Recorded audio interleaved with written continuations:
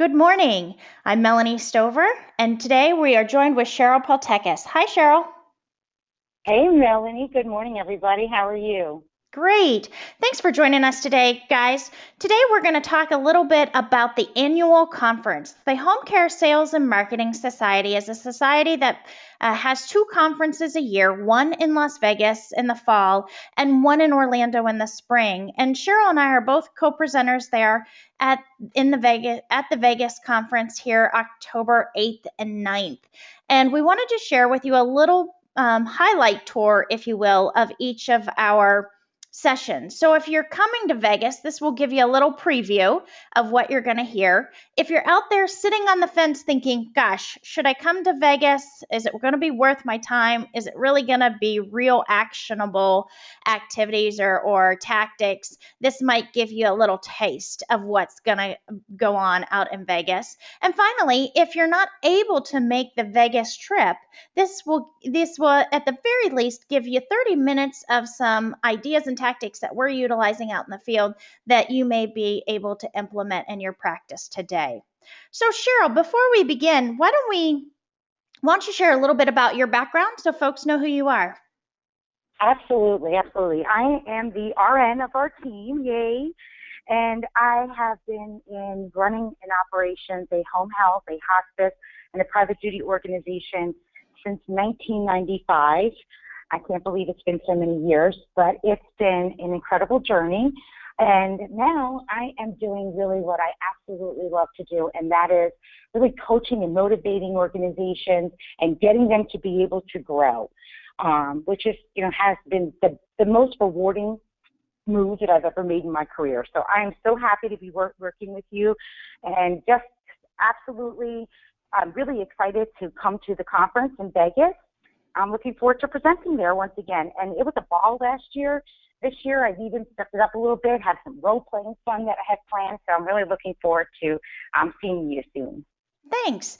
And what we know is that the Vegas conference is designed to be more like a workshop than that traditional conference mentality where the participants sit in the audience and the presenters kind of lecture at them or to them. We have had feedback over the years that people want more interaction, more role play, more practice. And so we've really made a effort to honor those requests. And so, Cheryl, why don't you talk a little bit? Cheryl is one of a great sales manager in our field, and she manages a number of teams across the country. And she's going to share a little bit about her sales management techniques. So, Cheryl, do you want to share that? Absolutely. Well, first of all, I want to say that, being a sales manager is probably one of the best jobs in the world to have. The reason is that you realize you're working with a team of superheroes, because those sales reps have the opportunity to go out and help patients get identified to receive services that they may have not been able to receive if we had not educated those referral sources. So it is an absolute privilege, but I will tell you, I have seen so many organizations, including over the 20 years, made my own mistakes when it comes to really running a proper sales group. And no, you probably will have to hit enter because I do have fly-ins. I'm so sorry. That's But okay. one of the most important things that we do is that we hire the right people. So many times, we find a friend of a friend and we say, hey, how about if you want to work for us, you want to go drop off brochures? And we just don't make the right decisions. In addition to maybe not hiring correctly, we don't provide them with a proper orientation. There's key components that, depending on your service line that you're selling, that you have to make sure that you're preparing your reps. 75% of being a successful salesperson comes from the confidence of knowing your product line. So if we're doing a really poor job in orienting our sales reps and letting them loose, well, we're in trouble. Cheryl, I thought also I'd like to just add, you and I had a discussion the other day. I said to you, I was working with a Medicare certified home health sales team, and I said, gosh, Cheryl, what are some of your best Medicare kind of 101 resources resources. that you enjoy, and you're like, oh my gosh, there's so many. And one of the things that we heard Tim Rowan say out at the Playmaker conference at one time, know your benefits policy if you're a Medicare certified home health agency, know your product line if you're a non-medical, know your criteria if you're a hospice. And I think that one of the things that it sounds so simple, but the reps who know their service and the regulations of their service, if there are regulations, for example, can outperform sales reps who just kind of show up and drop off brochures. So you want to speak a little bit about Absolutely, that? Melanie. Yes, I 100% agree. I mean, for me, I am one of those crazy people that actually reads the Federal Register. It's one of the most boring documents. So if you're ever having insomnia, I highly recommend it. But in the Federal Register, you can actually view the pending laws that are coming up. So it really also helps you position your organization to constantly evolve so that you can actually continue to make profits.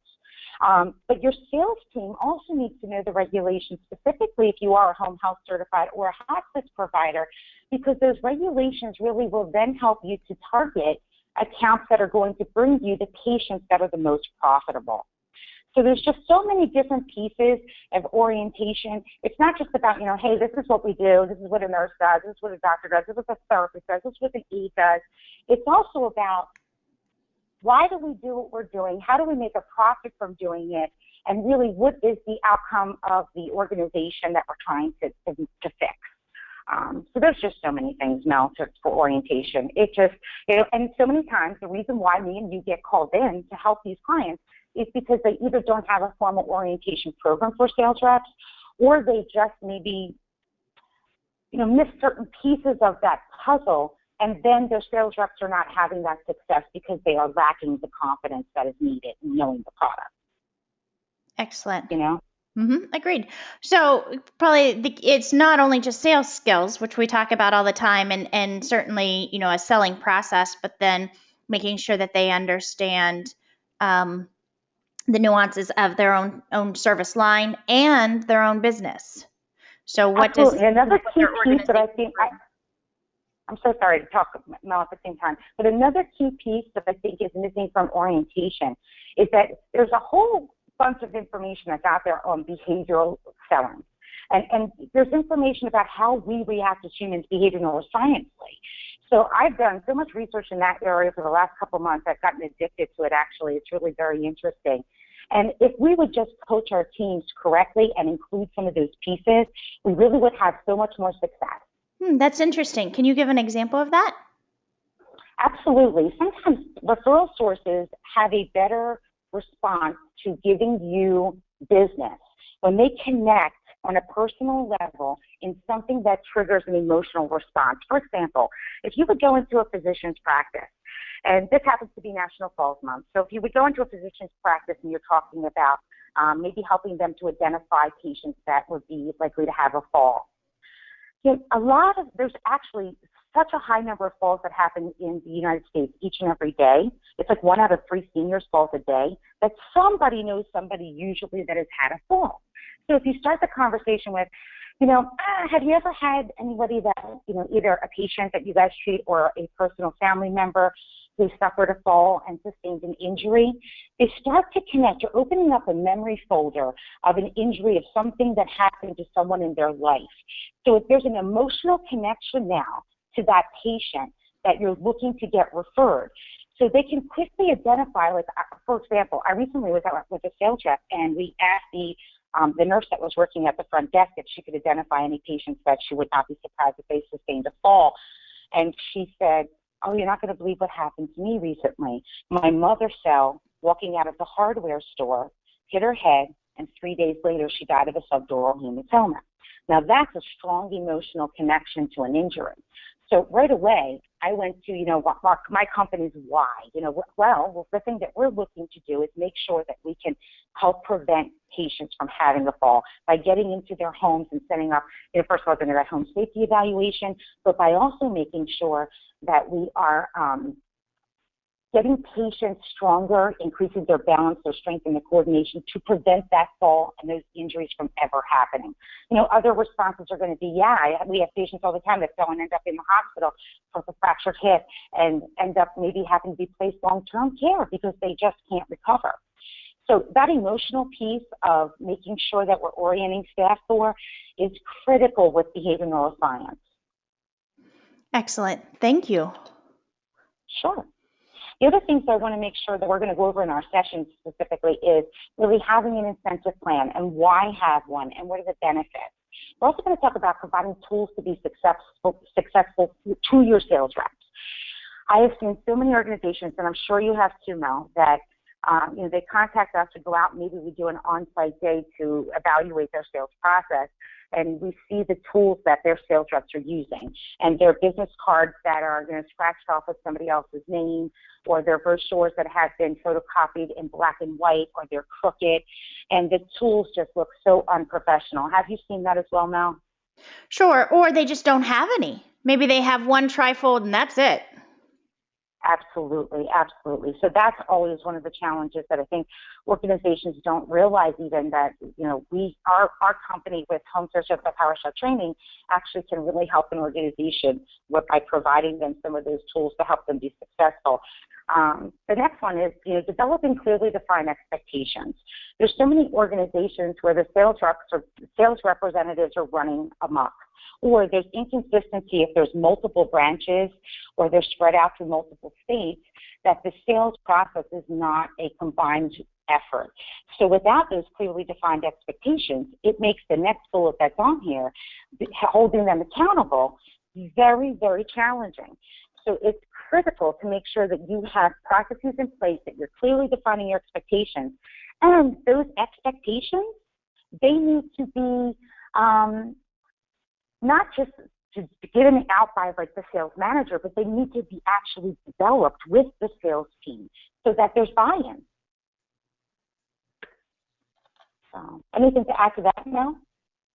No, I just think that sometimes, I've been in organizations where, when we first enter, maybe they don't have a quota, or they don't know how many sales calls are expected of them, or they don't, this has not been part of the discussion.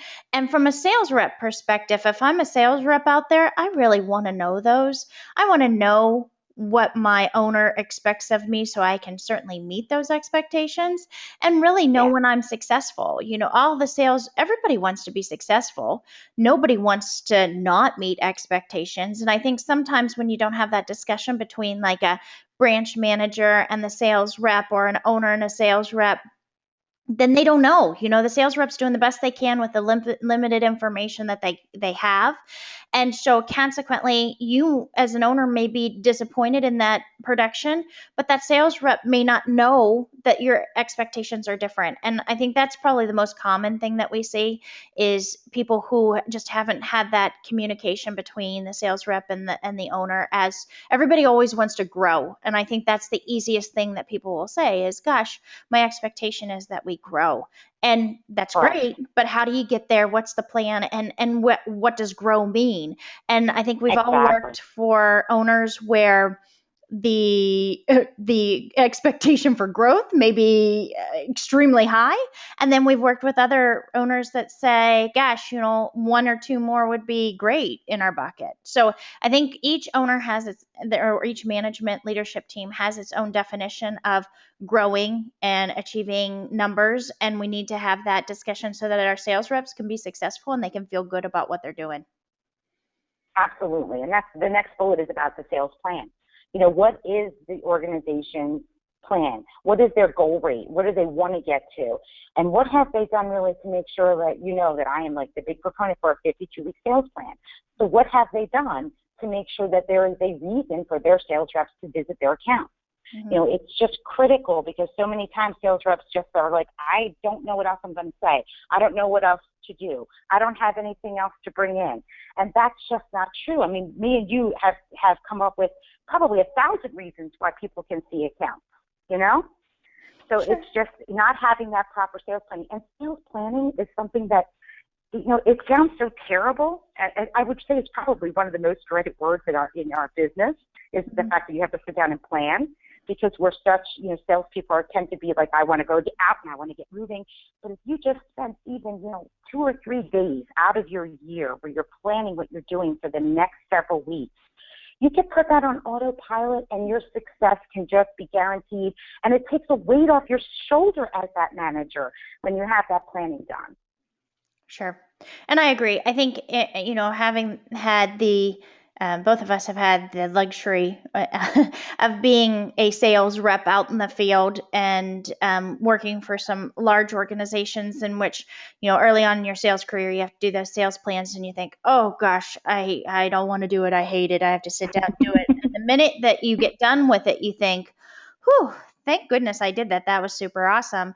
And it allows you to take a critical look at your accounts, because I can guarantee you we get lost in the minutia of our accounts. And as a sales rep, we all have those accounts that we know and love, and sometimes may spend more time at those folks that make us feel good, or we feel good when we go there. And then when you do run the numbers, you run the numbers and you think, oh my Lord, they are not giving us what I thought they were giving us.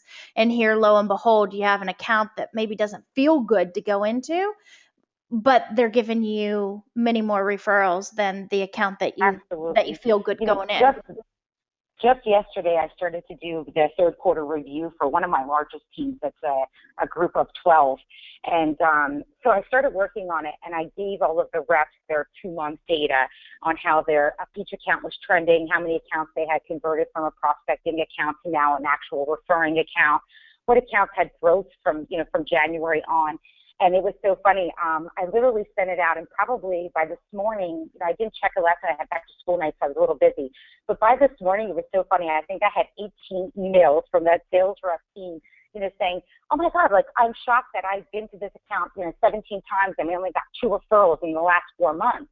And I'm like, well, that's why we're doing this account review. This is the whole purpose of diving into that data and really scrutinizing it and really ripping it apart to find out, hey, where have you been spending your time? Where are you not spending your time? Is there anybody that we've gotten business from and we haven't seen? So there's so much in that accountability and that whole sales plan. The other key piece that I think that sales managers really need to learn and feel confident with and excel at is really learning how to engage the sales reps in role playing.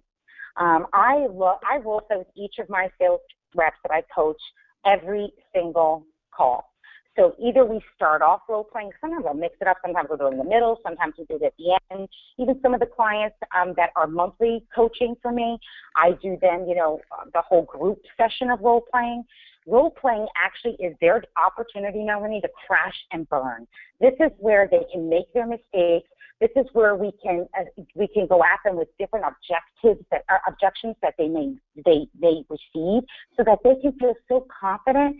And one of the things that a sales rep yesterday, who's a fairly new rep for one of my clients, said to me, something I had told him was, go to the accounts that you're least worried about ruining anything at the first day. Like, pick the accounts that are the furthest out of your territory that, you're not really sure if they convert, but if they don't, there's nothing to lose. So that if you crash and burn with your new weekly message, you're not going to blow it. So he was saying, Cheryl, I did exactly what you said. And having that team, having that sales rep on the same message for the week when they're visiting their accounts, he said by Wednesday and Thursday, I felt like a rock star. And I just love the fact that that's what sales planning can really do for an organization, and that's what role playing complements that confidence, so that they really do get stronger and stronger as the week progresses, and they're just like superstar, feeling great. And it's wonderful to see the results that have come in. I shared with you the one organization that was a new launch for me, and how well it was I think it's within 45 days, the organization went from a 0 census, and they are home health, to a census of over 20. So I was pretty happy that we were able to do that in that short amount of time. But I'm telling you, it's because sales rep has been rehearsed. He has been coached. He's been role playing. He's got a plan each and every time that he visits his account. He's following our top 20 sales process to the T. That organization is just creating amazing success. But also, The next bullet that talks about the culture of the organization, the leadership is also part of the coaching deal that I'm doing with them. And the leadership has really helped to culture the organization for one of success. We include at all of our meetings the key players of the organization. We share our sales message throughout the organization. We include all of our intake guests. They have 2 branches. One of them is a brand new one. So we really have created a culture to support the sales. There's nothing worse than, and I know me and you we have weekly calls, our team. So me and Melanie have talked several times a month about, whether a client's culture is right not supporting sales efforts. And we've both seen organizations that this is a challenge. And so trying to get leadership to come on board and help support it and make that culture into one that will support the growth is critical. All right. And here's my information. You have it up in front of you. And I'm hoping that everybody can come join us in Vegas, Mel. I am too. If you have questions for Cheryl on some, and obviously this was a highlight tour, her session will be almost 2 hours in Vegas to talk about in depth some more of these topics and tactics. But you learned here today a couple things. One is you talked about, if I could just quickly review, you heard Cheryl talk about the importance of sales messaging and planning. So what is your sales team doing? Do they have a monthly focus, a sales focus, and can they break that down into weekly sales calls out in the field? We talked about sales culture and how do we define that. We talked also about incentive plans and certainly, how do we incentivize our sales reps to do the things that we want them to do, quite frankly. So I think there's lots of opportunity for us to identify how or go more in depth into each one of these topics. If you have questions for Cheryl, you have her email right there and her phone number. And if you wanted to ask questions right this second, you can pop them into the question box, which is on your GoToWebinar control panel. And we can also read those questions at the end of the session in addition. But in the meantime, let's move on quickly now. And I appreciate that we are at 11:25 Central Time. And this, I know I said in an email will be 30 minutes, but this looks like it'll be just a tad bit longer than that. I wanted to talk about one of my favorite topics, which is tough sales conversations with our sales reps, or between our sales reps and our referral sources. I think this is where kind of the rubber meets the road. It's great to go out there and it's great to get in front of your referral sources. But what happens when things don't go as planned? So I know you hear us talk all the time about the top 20 selling process and go into step 1, probing, step 2, introduction to services, step 3, that first referral. Well, what happens if you don't get that first referral? And this is probably something we see more often than not. This kind of, I lovingly refer to this as the blow-off answer. This, I've handed out your brochure, or another variation of this is I have given out the list. You're on that dreaded list.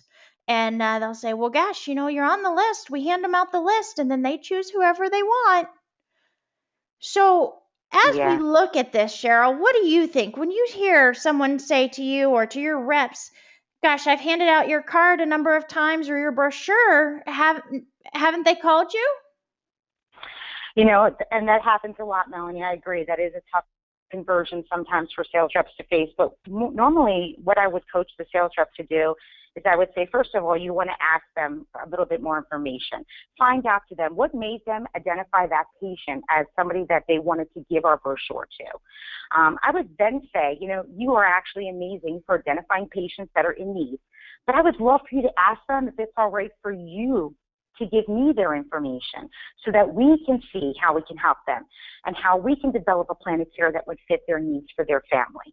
I would actually provide those accounts with something that I call a quick referral form that would help expedite the referral.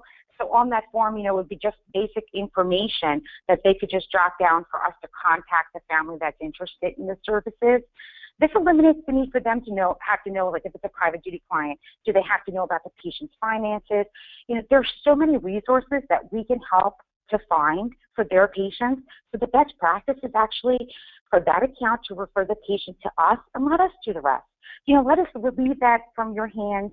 Instead of handing them the brochure, just say to them, you know what, I'm going to make a connection for you. I'm going to send over this quick referral form. This is the company that will be contacting you so that they can discuss to see how they can help you.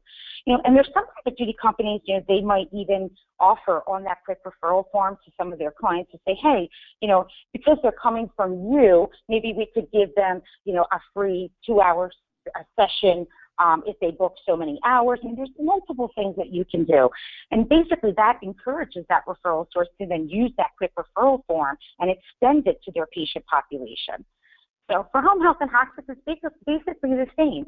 I like those home health and hospice is usually they are calling in a referral. They're usually not just passing it off. But there have been calls, I will tell you.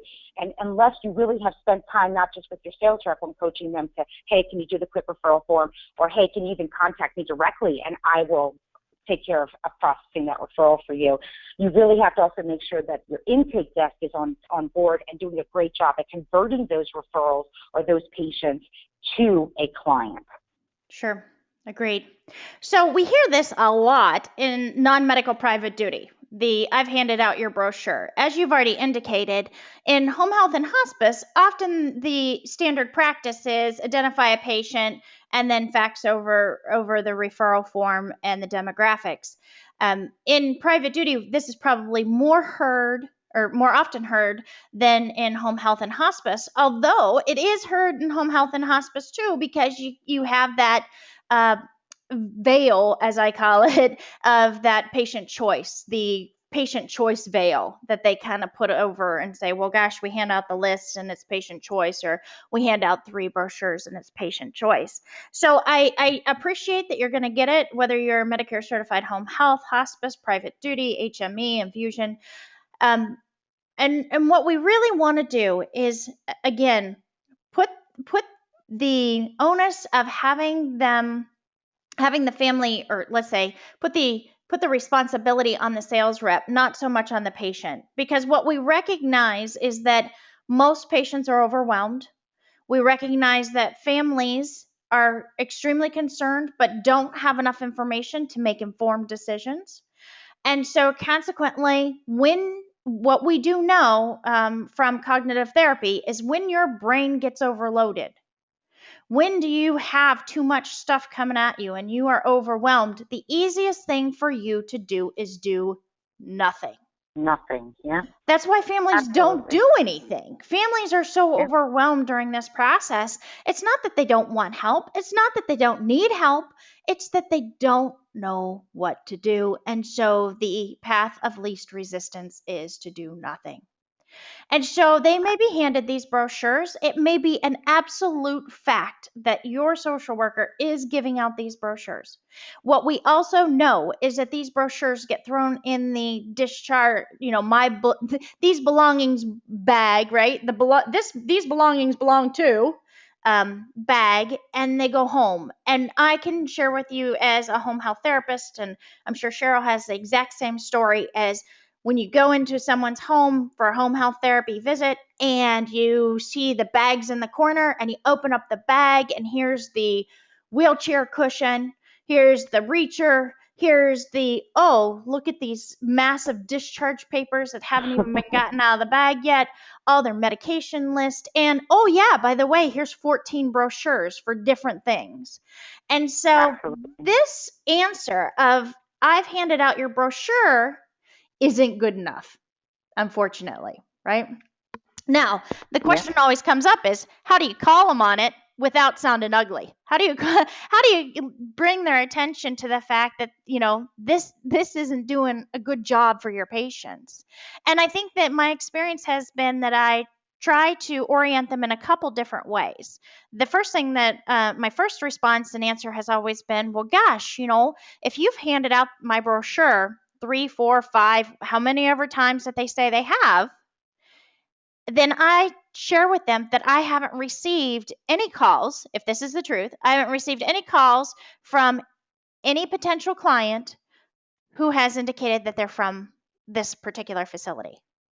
So what you're sharing with them right away is something very factual, and you can just say, well, gosh, I've been monitoring, and I've had our intake department or our scheduling department or our staffing department, whoever answers the phone, be on high alert because you're really important to me, and I know that we're trying to work together, and you've said that you're willing to refer clients to me. So I've really put a big emphasis on your organization, on your facility, and we just haven't seen or heard anybody who is calling from here.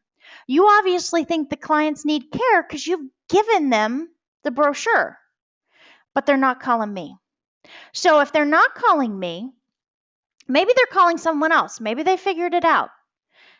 But what I really want to do here is you obviously think they needed care. I want to make sure they got the care that they needed.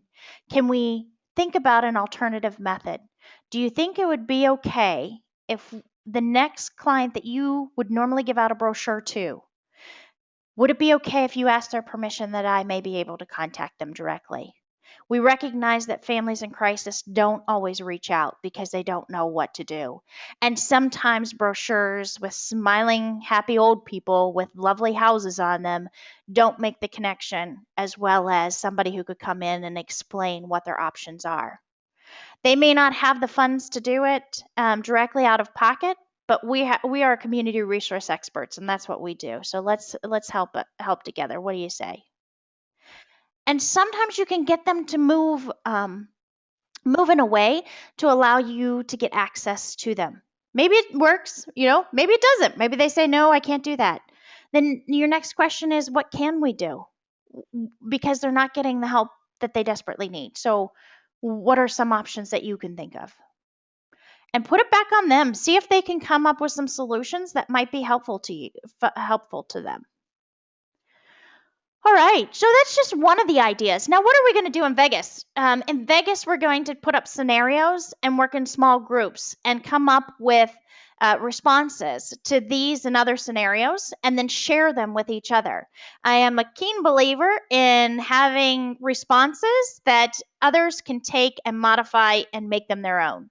So you just heard me say a response, you heard Cheryl say a response, and probably somewhere in there was a couple phrases, a couple tips that you liked, and you're going to take those, make them your own, but use what we say as a foundation.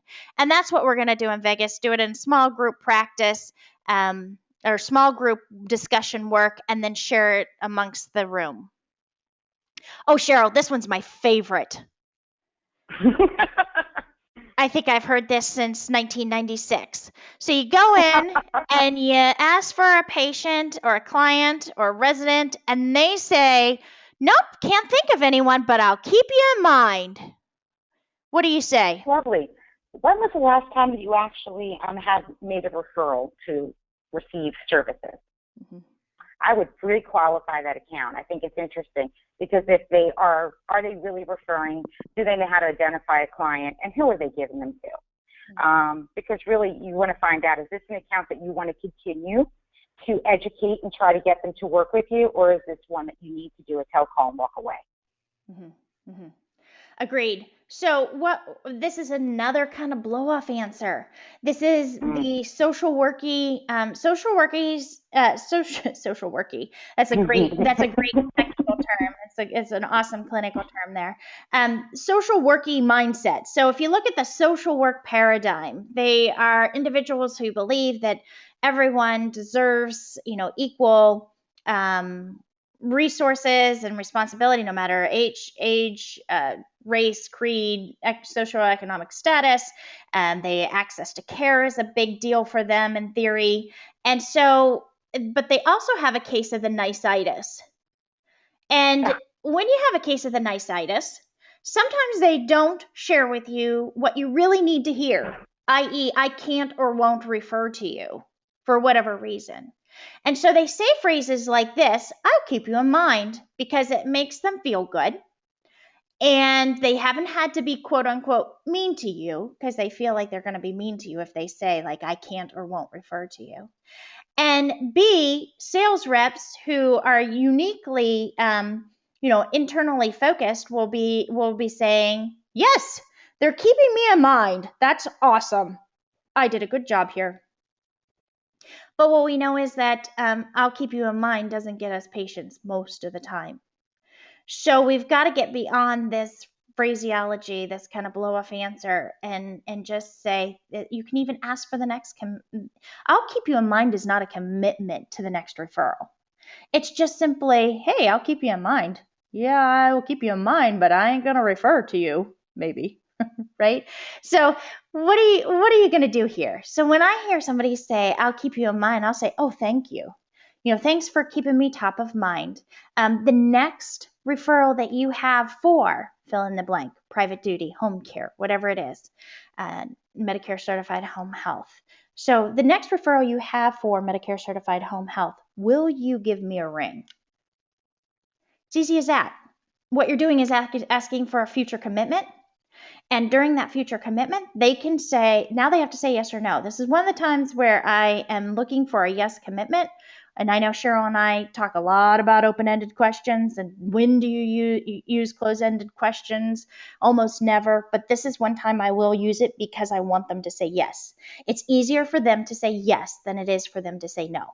They know this is at the end of my sales. You ready now? You'll call me next, right? Yes, and you're shaking your head yes to get them to say yes. That's right.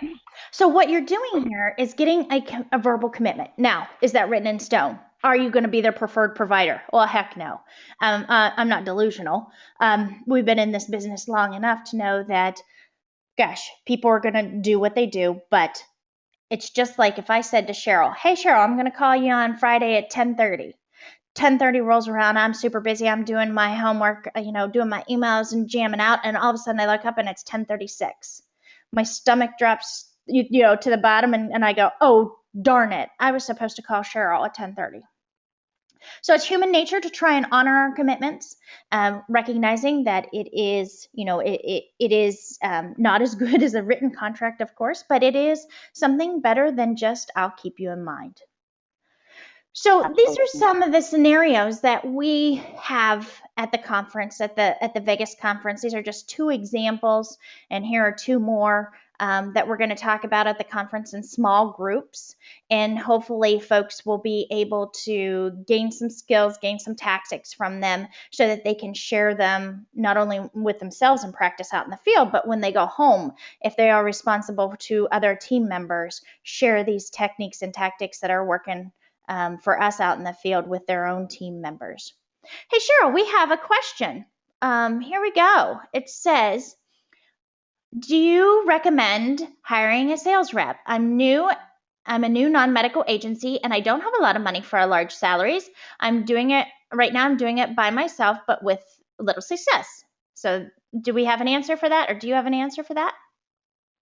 Absolutely. I mean, in the beginning, you may need to go out and do your own sales. That's why the Top 20 was developed, which is a certain program that actually kind of shows you how to focus in and really do a good attempt at selling, as well as do a good attempt at spending time in accounts that actually have the ability to refer. So if you're not familiar with the Top 20 sales training, I definitely would suggest that you go to our website and check it out because that's something that you could definitely benefit from. We also do offer those live sessions throughout the country of the Top 20 sales training.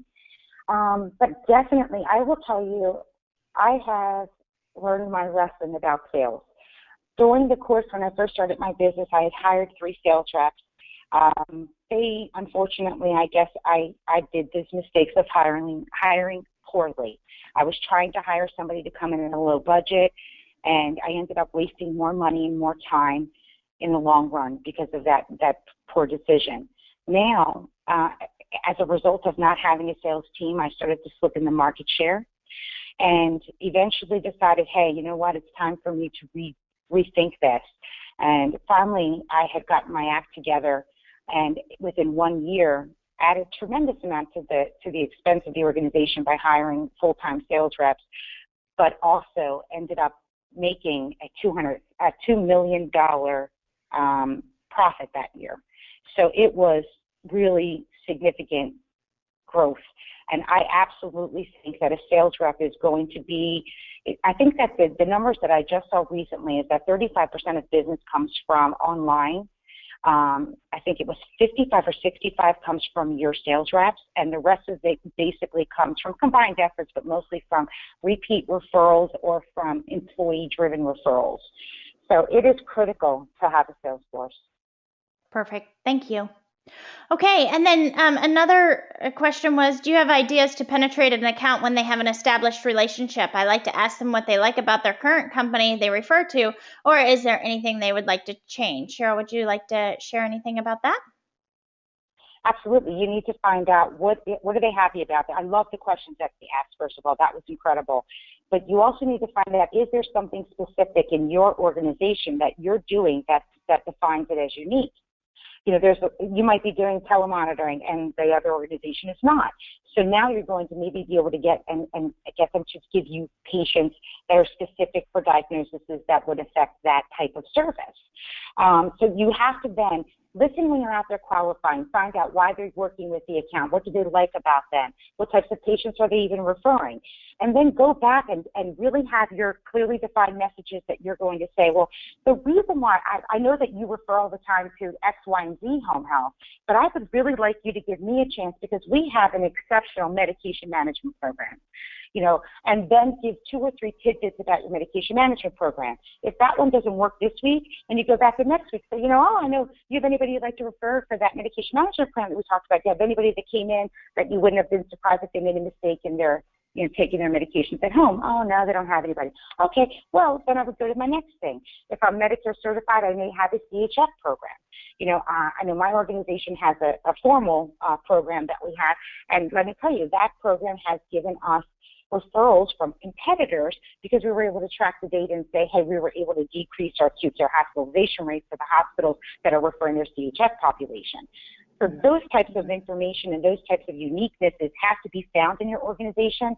And you know, Mel, that's one of the things that I have spent some time going around the country doing is that organizations will ask you to come in and do an on-site sales evaluation, but specifically in trying to find what is their uniqueness. And you know, sometimes you're interviewing the staff and you find out, hey, somebody speaks Spanish, let's launch a Spanish team. Or somebody is retired military. Just recently was at an organization where this little tiny Spanish girl, she was absolutely gorgeous, no bigger than my little finger, maybe 4'11", just this little petite thing. And she said, we went around the room and we kind of discussed, you know, can you tell us something that maybe other people in the room don't know? And she mentioned that she is retired Marine. I was shocked. And I thought, wow. And they have an incredible relationship with some of the Veterans Administration groups. I had said to her, you know, hey, would you be interested in maybe doing some speaking events? How about going around and talking about some post-traumatic stress disorder? She has had 7 years working in a psych facility specifically with those types of patients. So they really had a whole other service line that they could launch with that psych nursing and with helping people that are retired military, that it opened up a whole other business area for them that they had not even previously thought about. Yeah. So absolutely. Good idea. No. Good idea. So let's talk. I know folks have lots more questions, and I do appreciate. I want to be cognizant of folks' time. Let's talk about Vegas here real quickly. Thank you for joining us today, and because you're joining us, we wanted to share with you an offer. If you're on this webinar or had signed up for this webinar, and you sign up or register for the Vegas class or Vegas meeting, by close of business on Monday. That's when the early bird special will expire. Right now, the conference is $4.99. After close of business on Monday, it will go up to $5.99. So make sure that you sign up. If you're on the fence right now, please make sure you sign up this weekend before Monday close of business. But also as a special gift for you, we're going to go ahead and share with anyone who signs up between now and then a complimentary copy of the Top 20 Selling Methodology ebook. That's a $99 value. and we will give it to you in PDF format for free if you sign up between now and close of business on Monday and that you have participated in this webinar. So Cheryl, thank you so much today. I know there's many more questions that happen that we can't always get to on these webinars, but we do appreciate it, and I will share those additional questions with Cheryl, and we can email back and forth with you. If you have additional questions for Cheryl and I that we didn't answer and you didn't put them in the in the question box, you're always welcome to email us. You can find Cheryl at homecaresales.com. You can find me, Melanie at homecaresales.com. And we look forward to seeing you in Vegas. Thanks, Cheryl, for attending today and sharing. Oh, Melanie, thank you so much for having me. It's always a blast to be with you, and I really look forward to seeing some of you at Vegas. I just can't wait. It's Vegas, baby. Thanks, guys. Have a great day. You too, Melanie. Bye-bye.